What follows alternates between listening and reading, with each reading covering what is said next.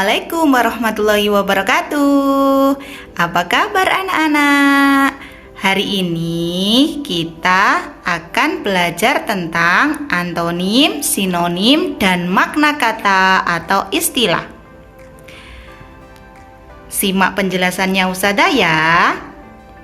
Sebelumnya Ustazah mau tanya, apa yang kalian ketahui tentang yang pertama ada antonim, kemudian yang kedua ada sinonim, dan yang ketiga ada makna kata.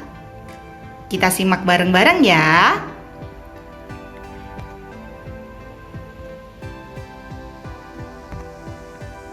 Yang pertama, antonim adalah lawan kata atau kebalikannya. Diingat-ingat ya, antonim adalah lawan kata atau kebalikannya. Yang kedua, sinonim adalah persamaan kata. Sinonim berawalan dengan huruf S. S sama dengan sama, berarti kalau sinonim adalah persamaan kata. Kemudian yang ketiga ada makna kata atau istilah.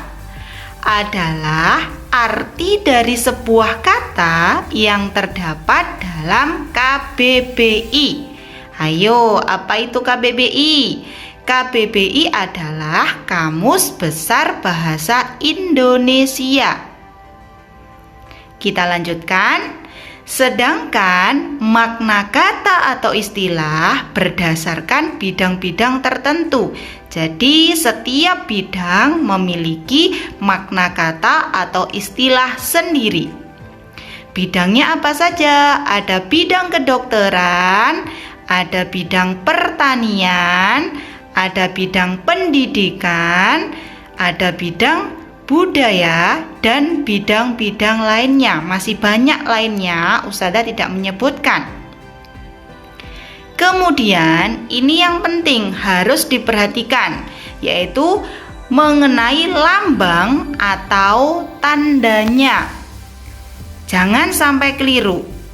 Yang pertama, antonim tandanya menggunakan tanda lebih dari dan kurang dari. Ingat, yang digunakan bukan tanda silang. Kemudian yang kedua, sinonim itu menggunakan tanda sama dengan. Selanjutnya, yang perlu diperhatikan kembali, antonim tidak boleh menggunakan kata tidak atau bukan. Ingat ya, setiap antonim tidak boleh menggunakan kata tidak atau bukan. Contohnya seperti ini. Basah antonimnya kering. Jadi tidak boleh basah antonimnya tidak basah atau bukan basah. Salah ya. Yang kedua yaitu sinonim.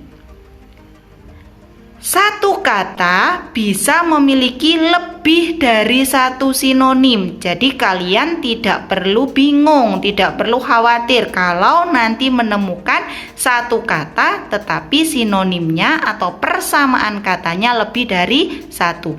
Contohnya apa Ustazah? Contohnya melihat, sinonimnya bisa memandang, bisa menonton, bisa mengamati, dan bisa menyaksikan. Sedangkan makna kata hampir sama dengan sinonim. Satu kata bisa memiliki makna yang berbeda. Contohnya bisa dimaknai atau diartikan dapat dan bisa dimaknai racun. Biasanya kalau di ular mengeluarkan bisa, artinya ular mengeluarkan racun. Selanjutnya, ini Ustazah kasih contoh antonim. Ada besar lawannya kecil, gelap lawannya terang, tebal lawannya tipis, laki-laki lawannya perempuan, dan lain-lain. Selanjutnya, contoh sinonim. Ingat, sinonim adalah persamaan kata. Pria, sinonimnya laki-laki. Sedih, sinonimnya susah. Rajin, sinonimnya tekun. Coba kalau pria, sinonimnya laki-laki, bisa juga sinonimnya adalah cowok. Pandai, sinonimnya pintar, bisa juga sinonimnya cerdas, dan lain-lain. Selanjutnya, contoh makna kata atau istilah di bidang kedokteran. Jadi, kalau makna kata atau istilah itu tergantung bidangnya apa. Contoh di bidang kedokteran, laboratorium hanya ada di bidang kedokteran. Artinya tempat riset ilmiah, eksperimen atau pelatihan ilmiah. Sedangkan pasien bisa diartikan orang sakit. Nah, kata-kata ini atau istilah ini tidak mungkin ditemui di bidang contohnya bidang pertanian atau bidang pendidikan, karena makna kata atau istilah itu sesuai dengan bidangnya masing-masing.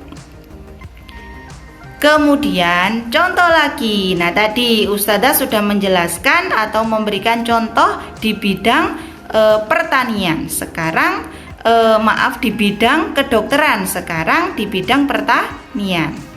Ada kata hama, ada kata pestisida, ada kata panen. Coba bandingkan dengan yang tadi. Kalau bidang kedokteran tidak ada kata-kata hama, yang ada adalah kata pasien. Lanjut.